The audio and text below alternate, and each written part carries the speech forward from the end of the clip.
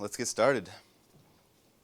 So just a little bit about myself. My name's Yannick Seeley. I created Solr back in 2004 while working for CNET Networks, and then a couple years later, at the beginning of 2006, CNET contributed Solr to the Apache Software Foundation, open sourcing it. I also wanted to take a second to explain why my slides are so white. You might notice there's no borders or anything like that.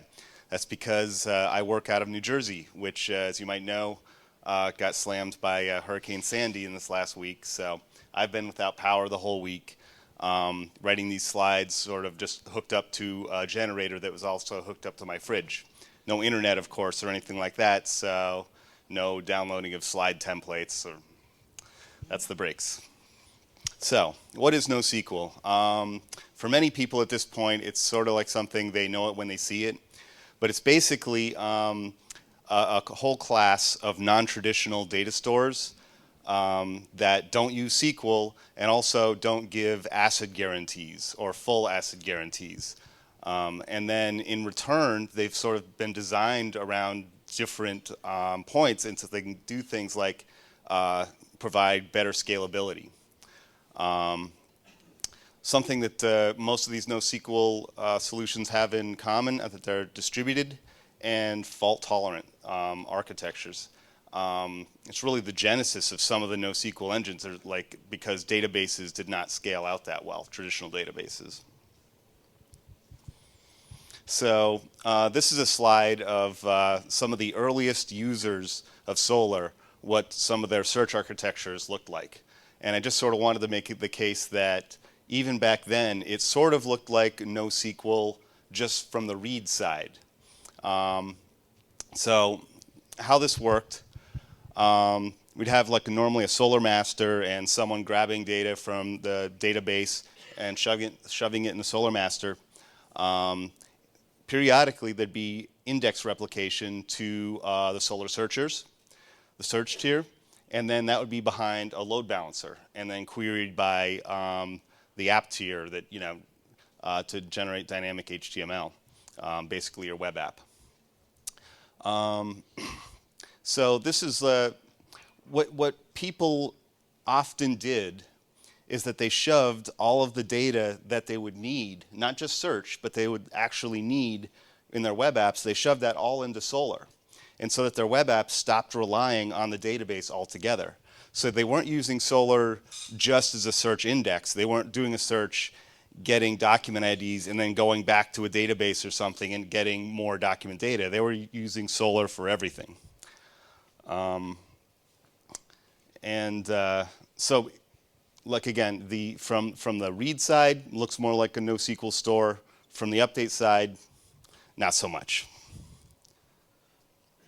So even back in 2008, we started thinking about what we wanted, and we knew we wanted more.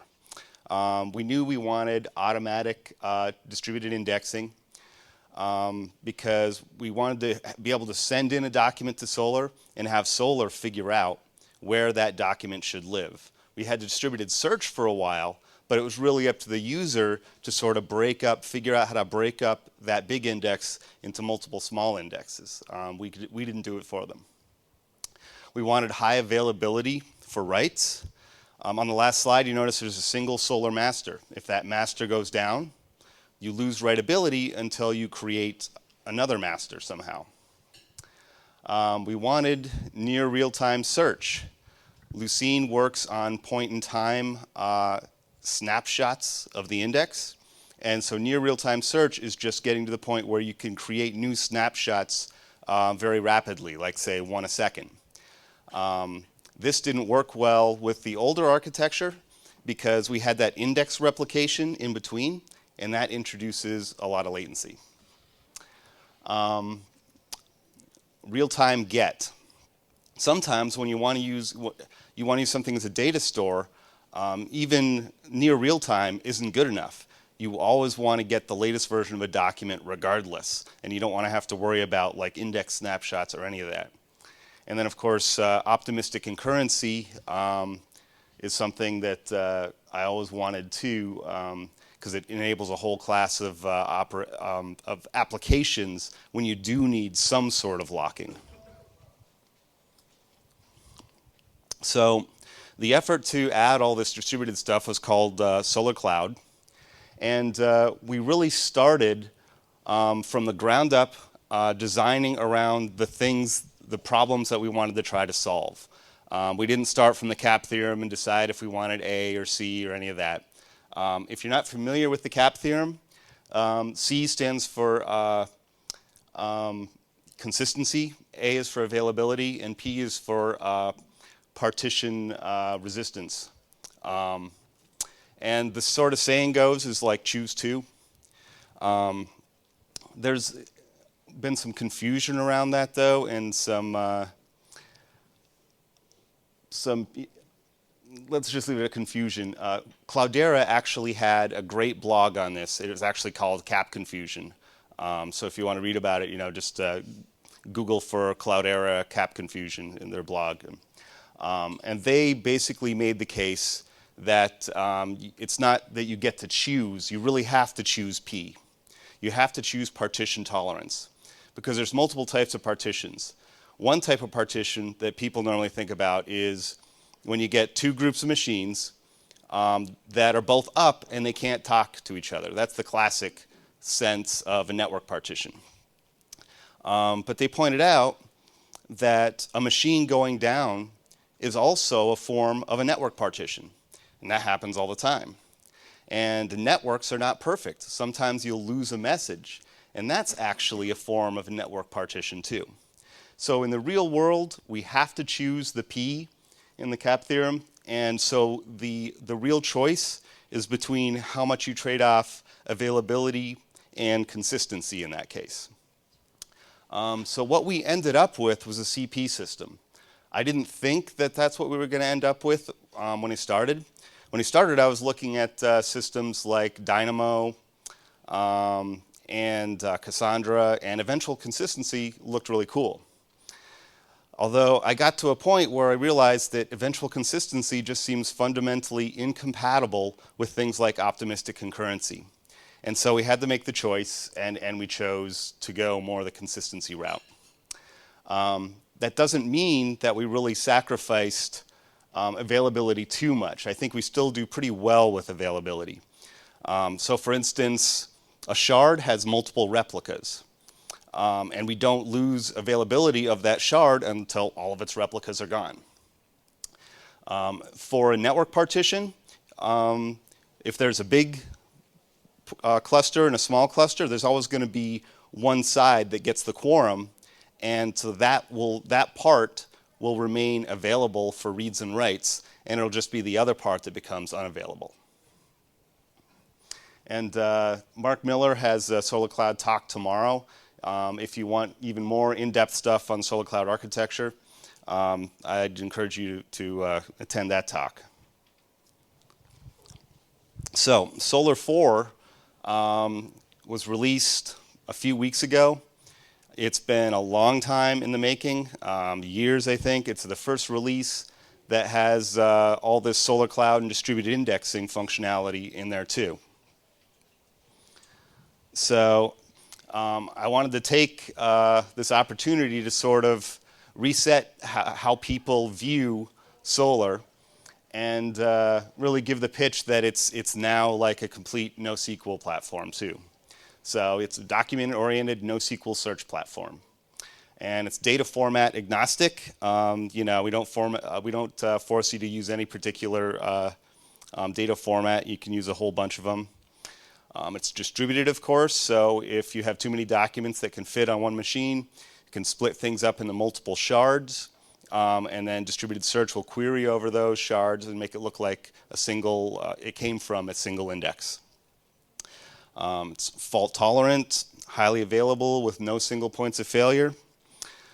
We support atomic updates, basically updating existing documents in the index, optimistic concurrency, and then, of course, all the goodness you'd expect to get from Lucene, full text search and hit highlighting. And then just tons of specialized queries that have been in Solr for some time, and some new ones like faceting, grouping, join, spatial search, and function queries. So for those of you who may be new to Solr, I just wanted to put up a slide on how easy it was to get started. All you do is you download the binary distribution and unzip it, and then you cd to the example directory and do java-jar start.jar. The example directory is really the stock Solr server. I think there's an issue actually open to rename it to server instead of example. And then if you go to the Solr URL after it's up and running, you'll see our nice new spiffy admin UI, which is just like miles ahead of the old one. I only have one slide of it here, but it's something that you should, like, you know, go fire up Solr and play around with it and explore it. It's pretty cool.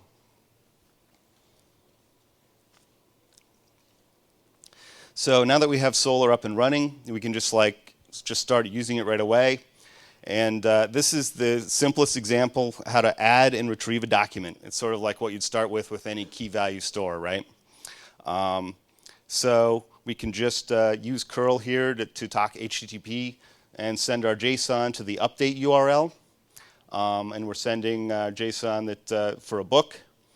For those people who are familiar with Solr 3, you might notice that the URL doesn't have /update/JSON. And that's because one of the new changes in Solr 4 is we have a unified update handler. All the updates can go to /update, and then dispatching is done off of the content type. So that content type in the HTTP headers is important. And now that we've added our book, we can simply turn around and get it back by querying the /get URL and giving the ID of the book, and we get it back. And Solr's also added a version field used for versioning. Now, if you're new to Solr, none of this is probably surprising. If you aren't new to Solr, you might think about, hey, wait, don't you have to do a commit or something to make sure that things are visible? And that /get URL is actually the real-time get handler. And so you always get the latest version of documents without having to worry about commits or anything like that, what's happening under the covers. What's actually happening under the covers is we have a transaction log now too. And if you're trying to get back uncommitted data, it actually services that read out of the transaction log. So now that we've added our document, we can update it. And now let's say that we wanted to add 2 new fields. We wanted to add a publication year, and we wanted to add an ISBN number. We can just go and add those fields to the existing document using this new syntax, the JSON syntax. Also note that we don't need to go and add these fields to the schema first or predefine them or anything like that. Instead, we're using a feature called dynamic fields. It's basically set up, configured such that any field name that it hasn't seen before that ends in _I is an integer. Any field that ends in _S is a string. So you can just like support an infinite number of fields and just use them on the fly. In the second example on the bottom, this just shows how we can increment an existing integer field with the atomic increment.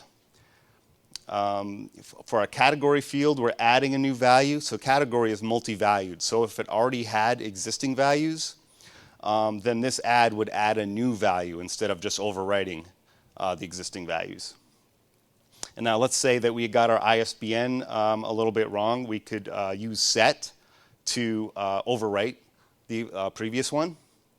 And then you can also use set with a null value to remove a field. So just a word about schema lists. It's been thrown around more recently, and I sort of wanted to make the point that there really is no such thing as true schema lists for anything based on Lucene, because fields with the same name have to be indexed the same way or things will just blow up. So one thing you could do is the close approximation, which Solr doesn't do, but I'm just saying one thing you could do is try to guess the type when you see a new field. based on the value. And my point is that can be kind of troublesome. It can be troublesome because guessing is, you get it wrong sometimes. Like maybe you're adding a title field, but the first book you're adding, well, it sort of looks like, the title looks like a date. It's special. And if you guess it's a date, then the next time you actually use it as something that's not, it'll blow up. Numerics also have a lot of problems. If you had a numeric field and you added 0 to, the first time you used it, and we guessed that it was an integer, and then when you tried to use 1.5, oops, floating points are indexed differently. It's going to blow up.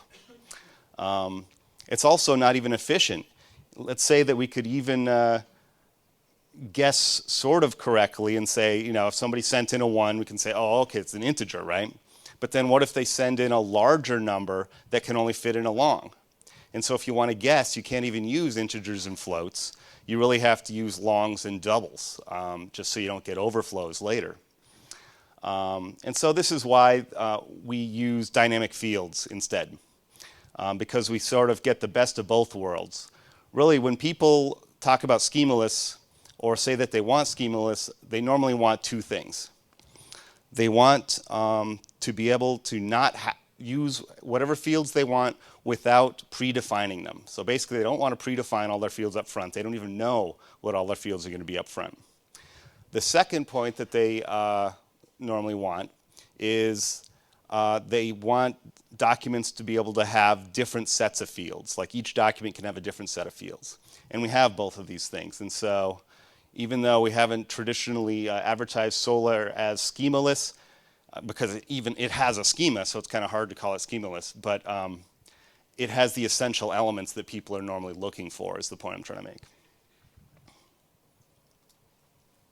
So optimistic concurrency, it's pretty cool stuff. It's a conditional update based on version. So how this works, it requires some more work on the client side normally. So step number 1 is for the client to /get the document to get the latest version. And then it goes, step 2 is to modify that document however they want, except to leave the version field alone and have that exactly as what Solr returned. And then step 3 is to just send the modified document back to Solr. And if it succeeds, then everything's good. But it could fail, and it would fail if somebody updated the document at the same time that you had it checked out. If it does fail, then you have to go back to step 1 and re-get the document and make your modifications and try again. So you can invoke the optimistic concurrency functionality just by specifying that version field in any update. And so this is a table of just like the update semantics for different version values. If the version is greater than 1, then it's essentially optimistic concurrency, just like I went over. You know, the document version in the index must match exactly what you're specifying. But then we have some other special values. If the version is exactly 1, we only care that the document exists. We don't care what version it is. If the document is less than 0, then we're just saying that the document must not exist. And then if the version is 0, then that's just like the old semantics. It's just overwrite if it does exist. So here's an optimistic concurrency example. We do a /get on book 2. We get back the version in there also. And we're just sort of modeling checking out a copy of a book. And so locally, we decrement the copies in and we increment the copies out, or vice versa. Oh, yeah, decrement the copies in and increment copies out, right. And then we send it back to the update URL. Note that if you don't want to specify the version for some reason as a document field, you can actually specify it in the update URL also. So in the case that there was an error, this is just an example of what it looks like.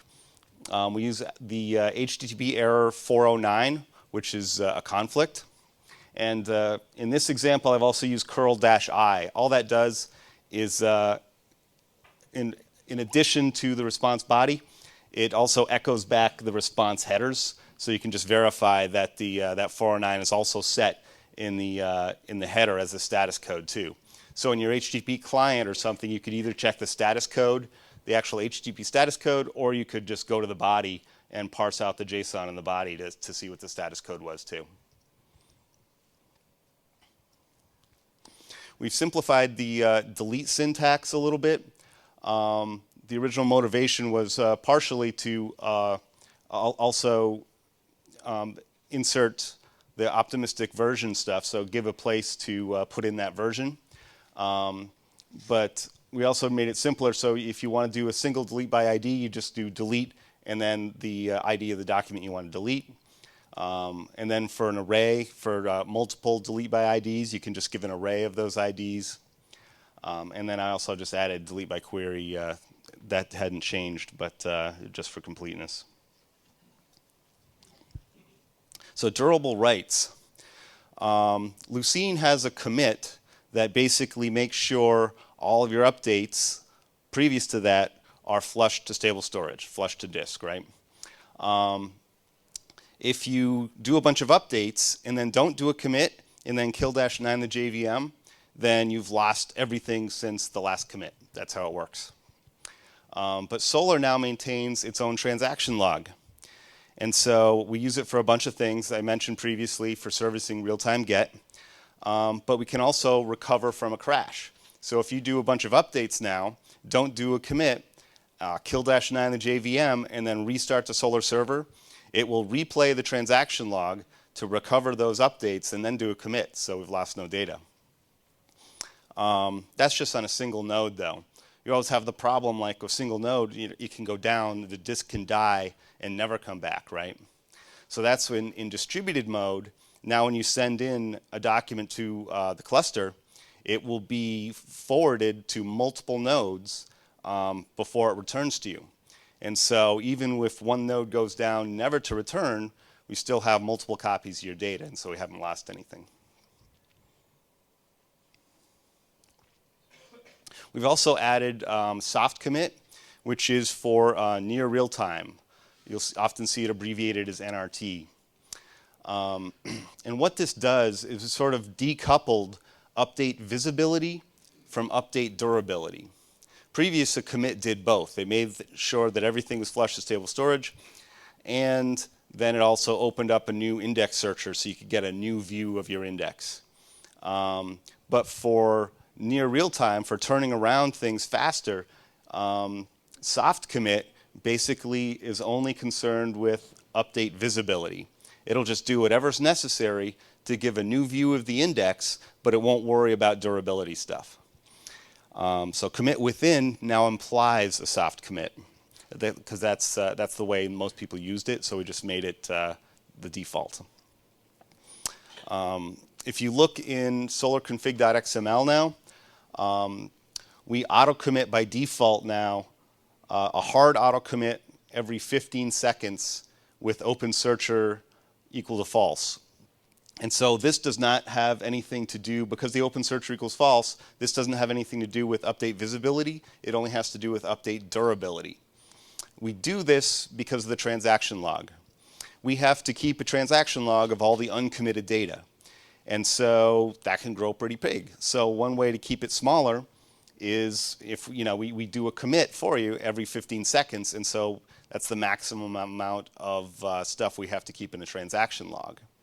There's also a little bit of a RAM issue. For every record in our transaction log, we actually keep a small pointer in memory to that record with the ID. So that's for like stuff like real-time get. And so if you're doing something like indexing 50,000 documents a second, that can really start adding up RAM-wise even in memory. And so that's another reason why we just make sure that a commit happens every once in a while now. All right, so let's switch gears now to some of the new queries in Solr 4.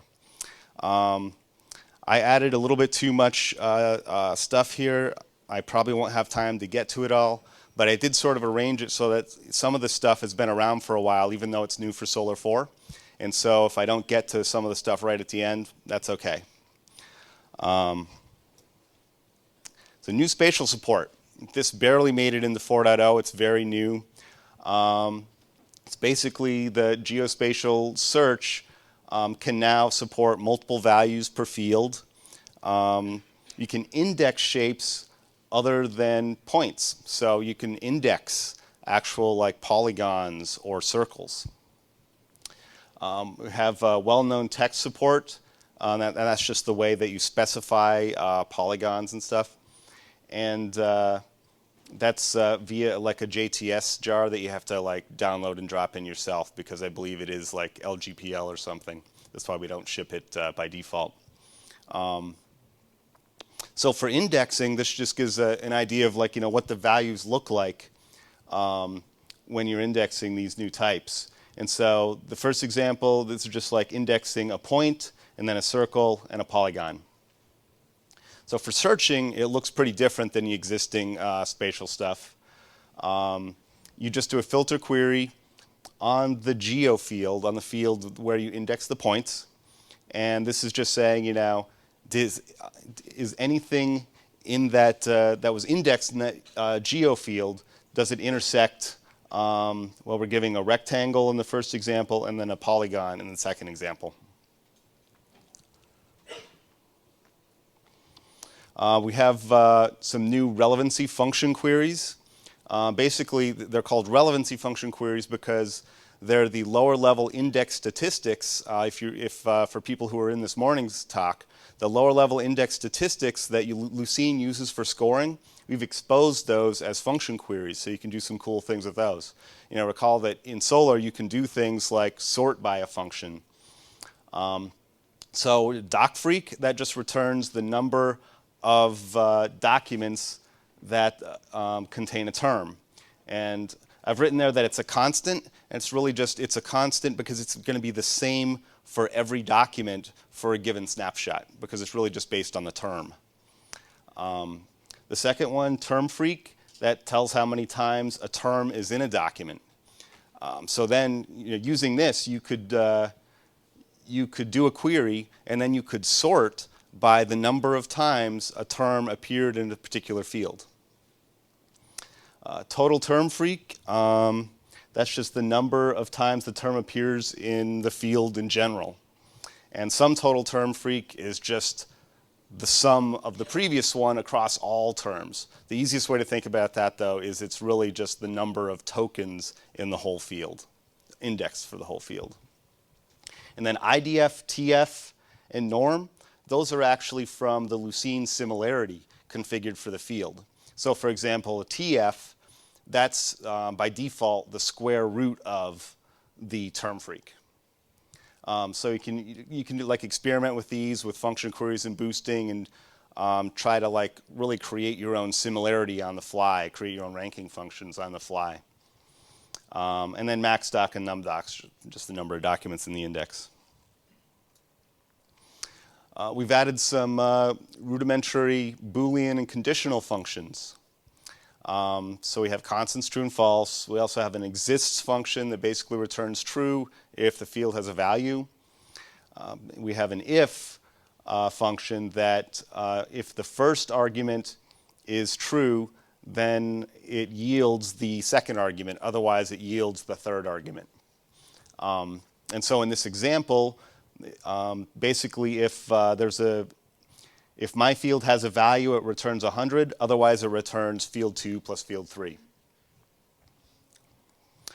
We have a def, which is a function which is for default values.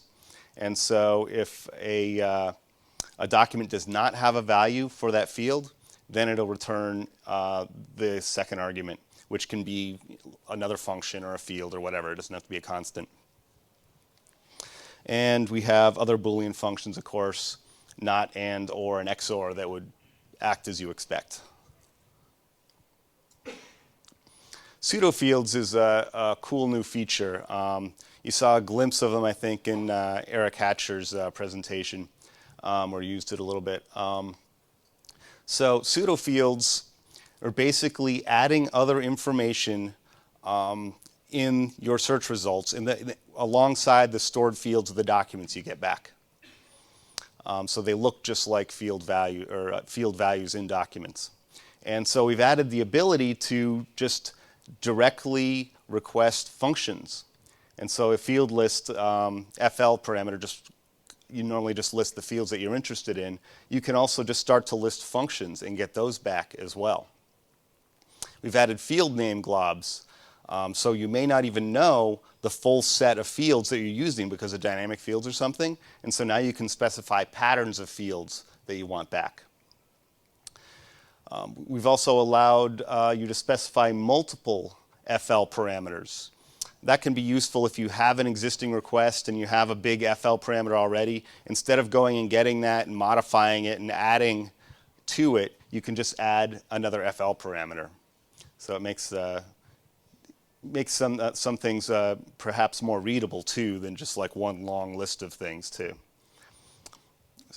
We can also do aliasing, and that's just like changing the names of things. By default, if you request a function, then the name of the pseudo field that comes back will be the function. That can be nice because you know exactly how the value is derived, but it could also be not what you want if it's really big. It depends. So for aliasing, in this example, we're asking for the loc field back, but we're saying name it location. And then we're asking for the spatial geodistance result, how far this document is from the point we asked about, but name it the dist, name it as the dist field.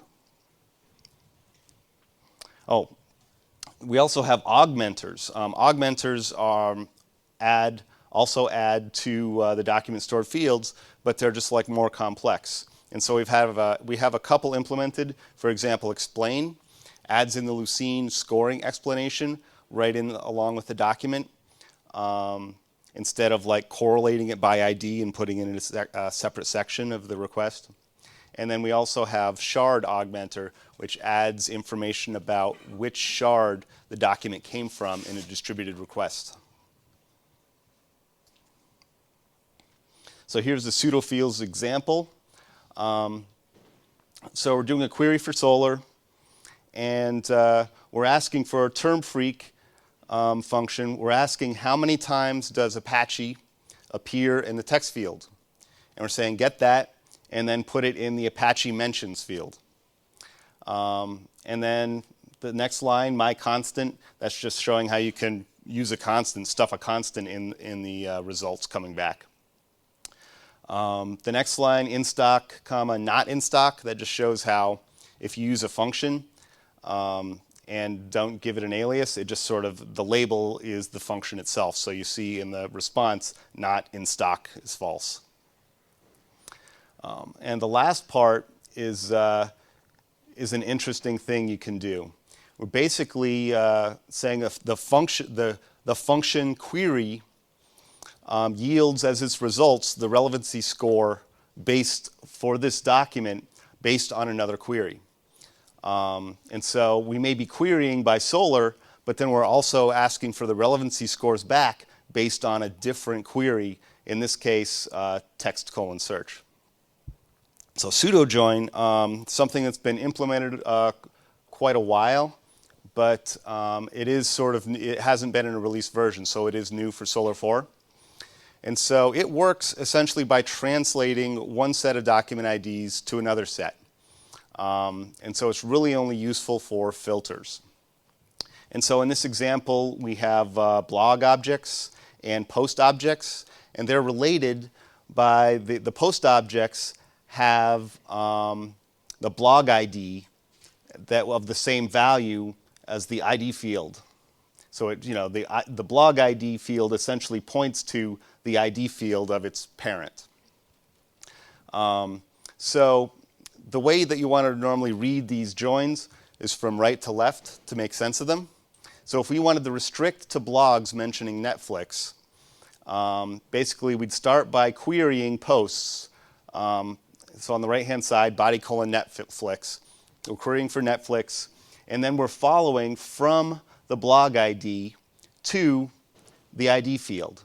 And so that gets us back to blog objects.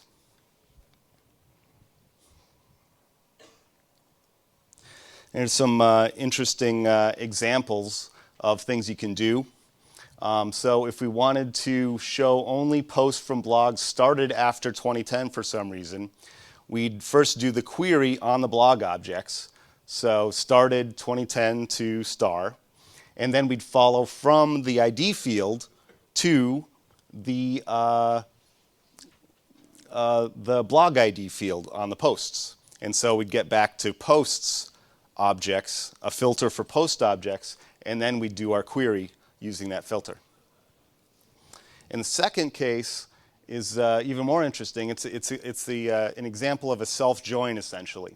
So we're saying that if any post in a blog mentions embassy with our intelligence hat on, then we want to search for all posts in that blog for BOM.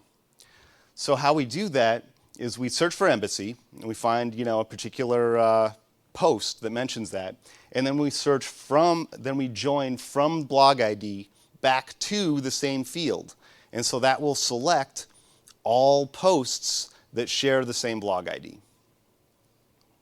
And then, of course, that's just the filter part, and then we do our query. And the last one is just really showing how you can follow multiple relationships. So if any blog post mentions embassy, then search all emails with the same blog for BOM. So this sort of assumes that now we have email objects over here too. So it's like blogs, posts, emails.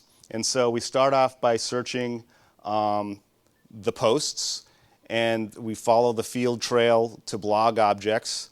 The blog object will tell us what the user's email is, the email ID, and then we'll follow that in the second join, again going from right to left to the actual email objects. And then that's our filter, and then we do our query for BOM.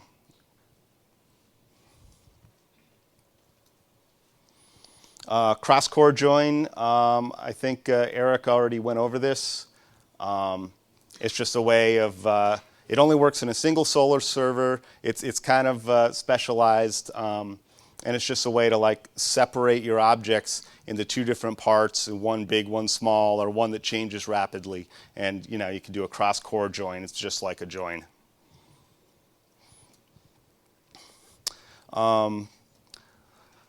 Sometimes join might be the right thing to use. Sometimes grouping might be the right thing to use. Sometimes you could think of solving a single problem using either one. And so I put this table together that sort of tells you some of the differences.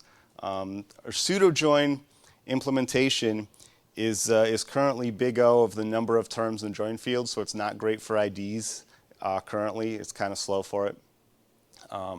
But it works on multi-valued fields, and grouping does not. And as I stated, join really only works for filters because no information really transfers. It's just mapping from one ID set to another ID set. But they can be chainable. You can use multiple in a row. Joins affect which documents match a request. So if you want to do faceting, if you start off with posts but you want numbers of blogs, you do the join, and that will get you can change units essentially. And so your facet results will have the right numbers. That used to not be the case for grouping. When grouping started out, it was just a way of grouping all the results, but that did not affect which results matched the query for the purposes of faceting. That's now been changed a little bit for Solr 4.0. You can do something called post-group faceting, which uses the most relevant document in each group for faceting. Pivot faceting finds the top n constraints for a field, and then for each of those constraints, it goes and finds the top constraints for another field, and so on and so forth. You can nest it any level deep. And so in this example, we have a facet.pivot equals cat, comma, in stock. And so we're finding the top constraints for category. And then for each of those, we find the top constraints for in stock. Of course, in stock is just a Boolean, so we get the full results all the time. So we get the full table in this case. Per segment single valued faceting is a new faceting method. Well, it's not so new, but it's new for Solr 4. I actually implemented it like a year and a half ago or 2 years ago, maybe. So this is more NRT friendly. It's unfriendly in general, though. You really only want to try to use this faceting method if you're trying to commit like multiple times a second. Otherwise, it's currently slower. So how faceting, well, let's take a step back and talk about field caches and Lucine's segmented architecture. Normally, when you add a couple documents to the index and do a commit, a lot of segments will be unchanged, and Lucene will add this new little segment. Solr's faceting normally builds field cache elements uses field cache elements at the top level of the index. So if anything changes, the whole field cache has to be the element has to be repopulated, and that's not good if you're committing very rapidly. So the idea around per segment faceting is that if we use field cache entries at the segment level, like Lucene does for sorting, then we really only have to like repopulate, you really only have to build a small new field cache element when you get a small new segment instead of rebuilding it for the whole index. And so that's what we do in this method. So it's a multi-threaded method. We create an accumulator array for each segment of the index. We have a field cache entry for each segment of the index. We go and we count up, we count up the counts to get our facet counts. The green box in the middle of the bottom, though, is the killer in this case. It's the thing that's here that is not there if you're doing the faceting that uses the field cache element at the top level, the non-NRT faceting. So we have to have this new thing because we have multiple accumulator arrays now, and we have to merge them somehow. And our first slot in accumulator array 1 is not equal to the first slot in accumulator array 2. They don't correspond. They're not necessarily for the same word. And so the only way to like correlate these and create a single count array is by essentially merging the field caches. And then once, as we do that, we shove things through another priority queue to find the top and constraints. So you can control the number of threads that we count concurrently with, but really it doesn't seem to make too much of a difference because the counting part is not the slow part normally.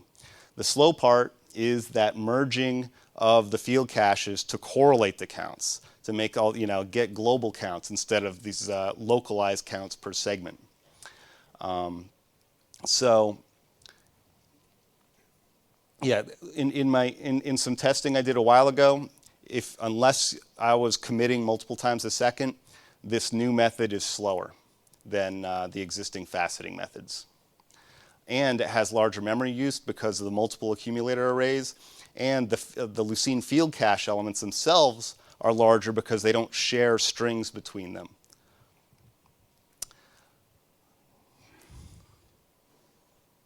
And I think I actually finished on time. Questions? Right, yeah, there's, yeah, how do you, if one replica is not available when you're forwarding the documents, when you're doing an update, how do you reconcile that later? So when a node comes up, it puts itself into recovery mode. And the first thing it does in recovery mode is it like talks to the leader, and they do something called a peer sync. And that essentially, they ask, hey, did I miss any updates? And they sort of compare and see if it's like too far out of date. And so if he just missed an update and he came back up really quick, then he can just get the update from the leader, whoever's the leader at that time, and to bring himself back in the date before he sets himself to the active state. If too much has happened in the meantime, like the whole bunch of updates have come in, right? Then we go beyond the window that PeerSync can fix, and then we do whole index replication. And how that works is that the new guy coming up, he'll start buffering updates, and then he'll do a full index replication from the leader, and then he'll reapply the buffered updates that he got while he was replicating, and so then he finally gets to the point where he's back in sync and it becomes active. Yeah. So the question was about atomic updates and what happens at the Lucene level. There are probably some caveats I didn't mention there. All fields, all source fields must be stored for atomic updates to work. And so what happens, because Lucene doesn't support any notion of update currently, so what happens behind the scenes is that Solr retrieves the document, goes and makes the changes, and reindexes it. And so in order to be able to retrieve the whole thing and reindex it, all source fields must be stored. Yes. The question was the missing piece about shard resizing. Yes, what we're working on is shard splitting. So right now, you sort of have to define decide up front how many shards you want to start with, how many pieces you want to split your index into, and you can add and subtract replicas easily for those, but you can't easily create more shards and have Solr decide automatically where documents go. You can do it if you're doing custom sharding or something. If like time-based sharding, you can just you can insert new shards at any point, but then you're sort of taking on the responsibility of deciding what documents go into what shards yourself. Solr can't do it via hashing and stuff like that. One more. So yeah, that is the index splitting is in progress. Yes, we could. TBD. We just haven't done it yet. So the question was why we just don't add the type along with the field when we add a new field for dynamic fields. Why do we depend on the naming conventions?